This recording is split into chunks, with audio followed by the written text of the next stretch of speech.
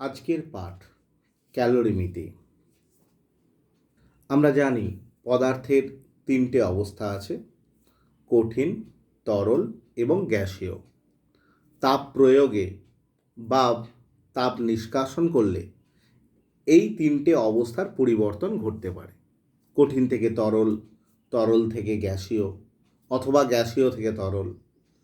যাই হোক, সবসময় যে তাপ প্রয়োগে অবস্থার পরিবর্তন হয় এমনটাও কিন্তু নয়। যেমন দেখো, একটা কঠিনকে আমরা তাপ দিলাম, সে আরও বেশি উত্তপ্ত হয়ে উঠল। একটা তরলকে তাপ দিলাম, সে আরও বেশি উত্তপ্ত হয়ে উঠল। কোনো পদার্থ কতটা তাপ গ্রহণ বা বর্জন করবে সেটা তার তিনটে জিনিসের ওপর নির্ভর করে। 1 নম্বর, পদার্থটির উপাদান। 2 নম্বর, ভর এবং তাপমাত্রার বৃদ্ধি বা হ্রাস। যদি তাপ গ্রহণ করে তাপমাত্রার বৃদ্ধি ঘটবে, যদি তাপ বর্জন করে তাহলে তাপমাত্রার হ্রাস ঘটবে। যাই হোক, গৃহীত বা বর্জিত তাপ বস্তুর ভরের সমানুপাতিক, অর্থাৎ যে বস্তুর ভর যত বেশি তাপ গ্রহণ করার ক্ষমতাও তার তত বেশি। গৃহীত বা বর্জিত তাপ তাপমাত্রা বৃদ্ধি বা হ্রাসের সমানুপাতিক। তাপমাত্রা যত বৃদ্ধি ঘটবে তত তার গৃহীত তাপের পরিমাণ বাড়বে। তাপমাত্রার হ্রাস যত বেশি ঘটবে তত বর্জিত তাপের পরিমাণও বাড়বে।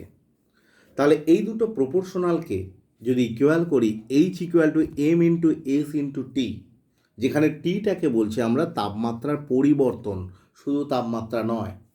এম হলো বস্তুর ভর আর এস হলো আপেক্ষিক তাপ, যেটা নির্ভর করে বস্তুর উপাদানের ওপর। তাহলে আমরা দেখলাম কোনো বস্তু দ্বারা গৃহীত বা বর্জিত তাপ, বস্তুর ভর, আপেক্ষিক তাপ এবং তাপমাত্রা বৃদ্ধি বা হ্রাসের গুণফলের সঙ্গে সমান হয়। সিজিএস পদ্ধতিতে তাপের একক ক্যালোরি। কাকে বলবো 1 ক্যালোরি? 1 গ্রাম বিশুদ্ধ জলের উষ্ণতা 14.5 ডিগ্রি সেন্টিগ্রেড থেকে 15.5 ডিগ্রি সেন্টিগ্রেড পর্যন্ত বৃদ্ধি করতে যে পরিমাণ তাপ লাগে তাকে 1 ক্যালোরি বলে। হঠাৎ করে এখানে 14.5 থেকে 15.5 ডিগ্রি সেন্টিগ্রেড এলো কেন? তোমরা আগের অধ্যায়ে শুনেছ, যদি আমরা তরলকে উত্তপ্ত করি 0 ডিগ্রি সেন্টিগ্রেড থেকে 1 ডিগ্রি সেন্টিগ্রেডে,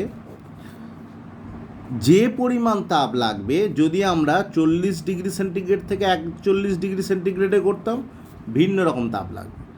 বিভিন্ন ধরনের তাপমাত্রার ডিফারেন্সে বিভিন্ন হবে।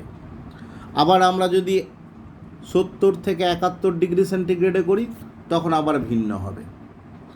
এটা গণনার মাধ্যমে দেখা গেছে, যদি আমরা 1 গ্রাম বিশুদ্ধ জলের উষ্ণতা 14.5 থেকে 15.5 ডিগ্রি সেন্টিগ্রেডে বৃদ্ধি করি তাহলে এর মানটা গড় ক্যালোরির মানের সঙ্গে সমান হয়। তাই আমরা অ্যাকিউরেসির জন্য 14.5 থেকে 15.5 ডিগ্রি সেন্টিগ্রেড উল্লেখ করি। চলে আসছি গড় ক্যালোরি কাকে বলবো। 1 গ্রাম বিশুদ্ধ জলের উষ্ণতা 0 ডিগ্রি সেন্টিগ্রেড থেকে 100 ডিগ্রি সেন্টিগ্রেড পর্যন্ত বৃদ্ধি করতে যে পরিমাণ তাপ লাগে তাকে 100 দিয়ে ভাগ করলে যে তাপ পাওয়া যায় তাকে আমরা গড় ক্যালোরি বলি। যেহেতু দেখা যাচ্ছে 0 থেকে 1 ডিগ্রি সেন্টিগ্রেড বৃদ্ধি করলে যে তাপ লাগছে 10 থেকে 11 ডিগ্রি সেন্টিগ্রেডে ভিন্ন লাগছে, তাই অ্যাকুরেসির জন্য কি করা হয়, 0 থেকে 100 ডিগ্রি সেন্টিগ্রেড পর্যন্ত বৃদ্ধি করে মোট তাপের মানটা বের করে তাকে 100 দিয়ে ভাগ করে গড় ক্যালোরির মান বের করা হয়।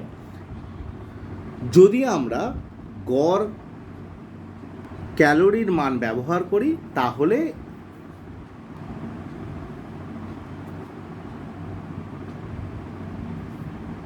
আমরা সূক্ষ্ম মান পেয়ে থাকি। যদি সূক্ষ্মতার কোনো প্রয়োজন না হয় তাহলে শুধুমাত্র 1 গ্রাম বিশুদ্ধ জলের উষ্ণতা 1 ডিগ্রি সেন্টিগ্রেড বৃদ্ধি করলে যে তাপ লাগে তাকেই আমরা 1 ক্যালোরি বলবো। এসআই পদ্ধতিতে তাপের একক হবে জুল। এরপর চলে আসছে আপেক্ষিক তাপ কাকে বলবো। একক ভরের কোনো পদার্থের তাপমাত্রা একক পরিমাণ বৃদ্ধি করতে যে পরিমাণ তাপ লাগে তাকে ওই পদার্থের আপেক্ষিক তাপ বলবো। আমরা যদি একক ভরে কোনো একটা বস্তুকে নিই, তার উষ্ণতা 1 ডিগ্রি সেন্টিগ্রেড বৃদ্ধি করতে যে পরিমাণ তাপ লাগবে সেটাকেই আমরা বলবো ওর আপেক্ষিক তাপ। সিজিএস পদ্ধতিতে এর একক ক্যালোরি, গ্রাম ইনভার্স, ডিগ্রি সেন্টিগ্রেড ইনভার্স। তোমাকে অনেক সময় বলা হতে পারে তামার আপেক্ষিক তাপ 0.09 ক্যালোরি, গ্রাম ইনভার্স, ডিগ্রি সেন্টিগ্রেড ইনভার্স বলতে কী বুঝো? আমরা এটা বলতে পারি 1 গ্রাম ভরের তামার খণ্ডের উষ্ণতা 1 ডিগ্রি সেন্টিগ্রেড বৃদ্ধি করতে 0.09 ক্যালোরি তাপের প্রয়োজন। এসআই পদ্ধতিতে আপেক্ষিক তাপের একক joule, kilogram inverse, kelvin inverse. জলের যদি আমরা আপেক্ষিক তাপ বলি তাহলে এর মানটা হয় 4186 joule, kilogram inverse, kelvin inverse. যদি আমরা খুব সূক্ষ্মতায় না যাই তাহলে মোটামুটি এই মানটাকে আমরা অঙ্কের জন্য ব্যবহার করি 4200 joule, kilogram inverse, kelvin inverse.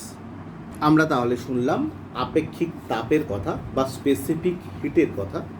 এরপর আমরা আর একটা টার্মে আসব, তাপগ্রাহিতার কথা। কোনো বস্তুর তাপমাত্রা একক পরিমাণ বৃদ্ধি করতে যে পরিমাণ তাপ লাগে তাকে ওই বস্তুর তাপগ্রাহিতা বলে বা থার্মাল ক্যাপাসিটি বলে। খেয়াল করে দেখো, আপেক্ষিক তাপের বেলায় ছিল শুধুমাত্র একক ভরের কোনো বস্তুর উষ্ণতা একক পরিমাণ বৃদ্ধি করতে।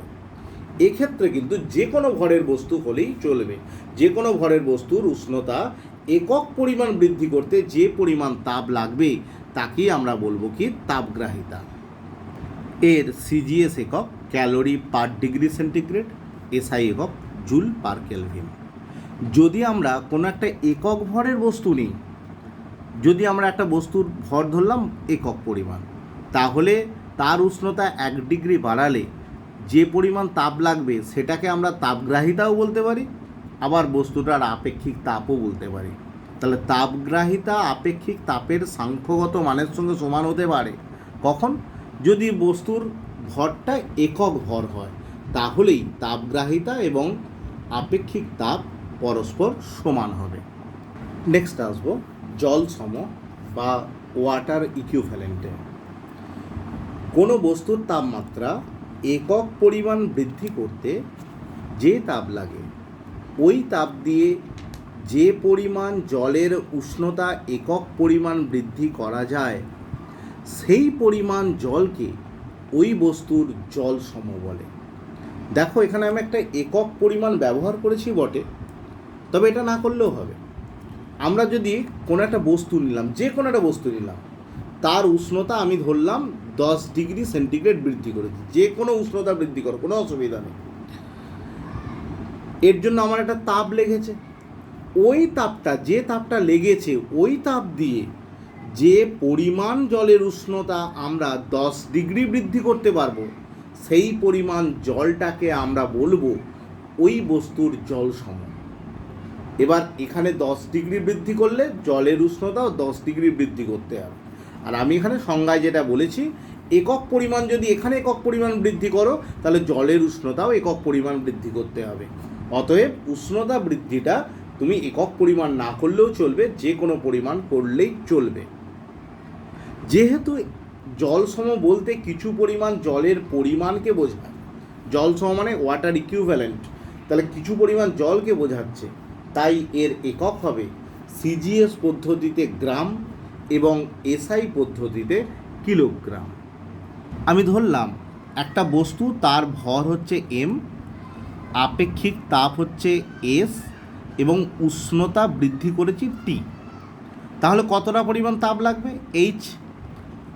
এইচ সমান আমরা কি জানি? বস্তুর ভর ইন্টু আপেক্ষিক তাপ ইন্টু উষ্ণতা বৃদ্ধি। এই পরিমাণ তাপ আমার লেগেছে। এই তাপটা দিয়ে, এইচ পরিমাণ তাপ দিয়ে আমি ধরলাম ডব্লু পরিমাণ জলের উষ্ণতা টি ডিগ্রি বৃদ্ধি করেছে। তাহলে সেক্ষেত্রে কী হবে? তাহলে সেক্ষেত্রে এইচ ইকুয়াল টু ডব্লু পরিমাণ জল, ডব্লু ইন্টু SW লিখলাম জলের আপেক্ষিক তাপ ইন্টু উষ্ণতা বৃদ্ধি করেছি কত টি পরিমাণ। তাহলে আমরা বলতে পারি এক্ষেত্রে তাপ যদি এইচ লাগে, এক্ষেত্রেও তাপটা এইচই লেগেছে। তাহলে আমরা বলতে পারি MST equal to W into SW into T, and then জল সমস ডব্লিউ ইকুয়াল টু জলের পরিমাণটা MS ডিভাইড বাই SW। SWটা হচ্ছে জলের আপেক্ষিক তাপ। CGS পদ্ধতিতে জলের আপেক্ষিক তাপের মান কত? 1। তাই ডব্লিউ ইকুয়াল টু কত হচ্ছে M ইন্টু S এর সঙ্গে সমান হচ্ছে, অর্থাৎ বস্তুর ভর ইন্টু আপেক্ষিক তাপের সঙ্গে সমান, অর্থাৎ জল সমটা বস্তুর তাপগ্রাহিতার সঙ্গে সমান হয়ে যাচ্ছে CGS পদ্ধতিতে। আর SI পদ্ধতিতে জলের আপেক্ষিক তাপের মান আমরা জানি কত 4200, 4200। তাহলে MS ডিভাইড বাই 4200 হবে। চলে আসছি ক্যালোরিমিতির মূলনীতিতে। আমরা প্রত্যেকেই জানি তাপ হচ্ছে এক প্রকার শক্তি, যাকে সৃষ্টিও করা যায় না, ধ্বংসও করা যায় না, শুধুমাত্র এক শক্তি থেকে অন্য শক্তিতে রূপান্তরিত করা যায়। যাই হোক, দুটো বস্তু যখন তাপীয় সংস্পর্শে আসে, তাপীয় সংস্পর্শ জিনিসটা কিন্তু আগের থার্মোমিতি অধ্যায়ে আলোচনা করা হয়েছে, তখন একটা বস্তু তাপ গ্রহণ করে আর অন্য বস্তুটা তাপ বর্জন করে। ক্যালোরিমিতির মূলনীতি বলছে একটি বস্তু যতটা তাপ বর্জন করে অপর বস্তুটা ঠিক ততটাই তাপ গ্রহণ করে। তবে এখানে কিন্তু শর্তাবলী প্রযোজ্য আছে। এই দুটো বস্তু ব্যতীত তৃতীয় কোনো বস্তুর সঙ্গে তাপের আদান প্রদান ঘটলে চলবে না, তাহলেই সূত্রটা প্রযোজ্য হবে না। দ্বিতীয়ত, একটা বস্তুকে যখন অপর বস্তুর সংস্পর্শে এনেছি তখন একটা বস্তু অন্য বস্তুর মধ্যে দ্রবীভূত হয়ে গেলে চলবে না, যে বস্তুটা ওর মধ্য দিয়ে দ্রবীভূত হয়ে গেল, দিয়ে তাপ উৎপন্ন করলো, তাপের উদ্ভব ঘটালো বা তাপের শোষণ ঘটালো, তাহলে হবে না। তাই তাপ বিনিময়ের সময় যাতে পরিবেশের সঙ্গে যাতে তাপের আদান প্রদান না ঘটে সেদিকে খেয়াল রাখতে হবে। নেক্সট আসছি ক্যালোরিমিটারে। ক্যালোরিমিটার হলো একটা চোঙাকৃতি ধাতব পাত্র, সাধারণত আমরা তামা দিয়েই তৈরি করি। এরকম একটা চোঙাকৃতি পাত্র পরিবহন এবং পরিচালন পদ্ধতিতে যাতে তাপের আদান প্রদান না হয় সেই কারণের জন্য এটিকে একটি কাঠের মতো কুপরিবাহী কোনো পদার্থের ওপর বসানো হয়। পরিচালন পদ্ধতিও বন্ধ করার জন্য এটাকে একটি কাঠের বাক্সের মধ্যে রাখা হয়, মুখটার মধ্যেও একটা কাঠের ঢাকনা দেওয়া থাকে। আর পাত্র এবং কাঠের দেওয়ালের মাঝের অংশটাতে কর্ক, তুলো ইত্যাদি কুপরিবাহী পদার্থ দিয়ে ভর্তি করা থাকে। এছাড়াও কাঠের দেওয়ালের যে বাইরের অংশ, এই বাইরের অংশটা অনেকটা চকচকে করা থাকে যাতে বিকিরণ পদ্ধতিতেও তাপের আদান প্রদান না ঘটে।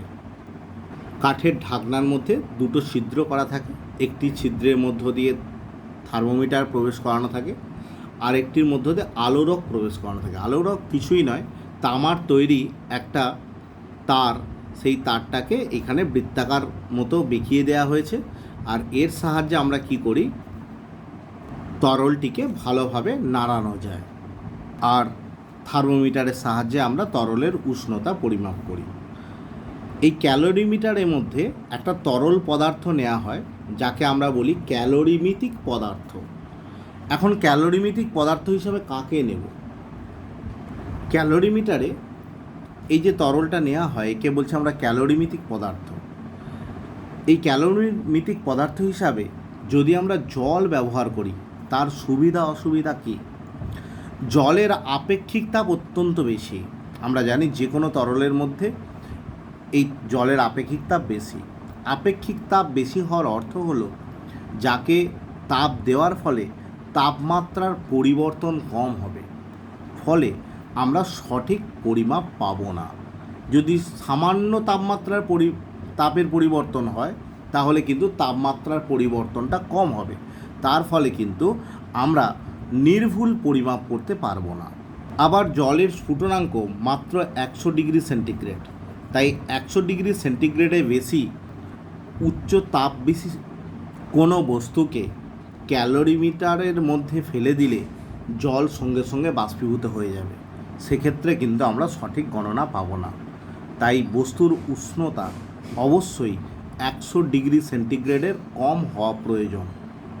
তবে এত অসুবিধা থাকা সত্ত্বেও আমরা ক্যালোরিমিটারে ক্যালোরিমিতিক পদার্থ হিসাবে বেশিরভাগ ক্ষেত্রেই জল ব্যবহার করি, কারণ জল আমাদের কাছে সহজলভ্য। ক্যালোরিমিতিক পদার্থ হিসাবে আমরা তেলও ব্যবহার করতে পারি, তবে তেলের আপেক্ষিক তাপটা কত সেটা জানা প্রয়োজন। তেলের আপেক্ষিক তাপ জলের প্রায় অর্ধেক, সেই কারণের জন্য একই তাপ দেওয়ার ফলে জলের ক্ষেত্রে তাপমাত্রার বৃদ্ধি যত হবে তেলের ক্ষেত্রে দ্বিগুণ হবে, সেই কারণের জন্য পরিমাপের ক্ষেত্রে সুবিধা পাওয়া যায়। এছাড়াও তেলের ঘনত্ব কম, তাই সম আয়তন জলের তুলনায় সম আয়তন তেলে উষ্ণতার প্রসারণ বেশি ঘটবে, সেই কারণের জন্য তেল ব্যবহার করলে আমরা অনেক সুবিধা পেতে পারি। তবে এর ক্ষেত্রে অসুবিধা হলো অধিকাংশ তেলেরই আমরা সুনির্দিষ্ট আপেক্ষিক তাপ নির্ণয় করতে পারি না। একই তেলের বিভিন্ন নমুনায় আপেক্ষিক তাপের মান বিভিন্ন হতে পারে, এই কারণের জন্য তেলটাকে অ্যাভয়েড করা হয়। তবে ক্যালোরিমিতিক পদার্থ হিসাবে বর্তমানে সবথেকে বেশি গ্রহণযোগ্য হলো অ্যানিলিন। এর আপেক্ষিক তাপ 0.62, অর্থাৎ জলের থেকে অনেকটা কম, তার ফলে একই তাপমাত্রা দেওয়ার ফলে জলের তুলনায় অ্যানিলিনে তাপমাত্রার প্রসারণ অনেক বেশি ঘটবে। আচ্ছা, এর স্ফুটনাঙ্ক 183 ডিগ্রি সেন্টিগ্রেডের মতো। এছাড়াও অ্যানিলিনকে বিশুদ্ধ অবস্থায় পাওয়া যায়, সেই কারণের জন্য ক্যালোরিমিতিক পদার্থ হিসাবে অ্যানিলিন সবথেকে শ্রেষ্ঠ হিসাবে এটা স্বীকৃতি পেয়েছে। জলের আপেক্ষিক তাপ উচ্চ, তাই জলকে আমরা বিভিন্ন কাজেও ব্যবহার করি। আপেক্ষিক তাপ উচ্চ হওয়ার অর্থ হলো নির্দিষ্ট পরিমাণ উষ্ণতা বৃদ্ধির জন্য কঠিন বা অন্যান্য তরল যে পরিমাণ তাপ গ্রহণ করবে, জল তার তুলনায় বেশি তাপ গ্রহণ করবে। এই ধর্মকে কাজে লাগিয়ে আমরা সেঁক দেওয়ার কাজে জলকে ব্যবহার করি। গাড়ির রেডিয়েটরে জল ব্যবহার করা হয়। জল গরম হতে বেশি সময় নেয় বলে গাড়ির ইঞ্জিন অনেক সময় ধরে ঠান্ডা থাকতে পারে। জলের আপেক্ষিক তাপ উচ্চ বলেই সমুদ্রের তীরবর্তী অঞ্চলে স্থলবায়ু এবং সমুদ্রবায়ু প্রবাহিত হয়।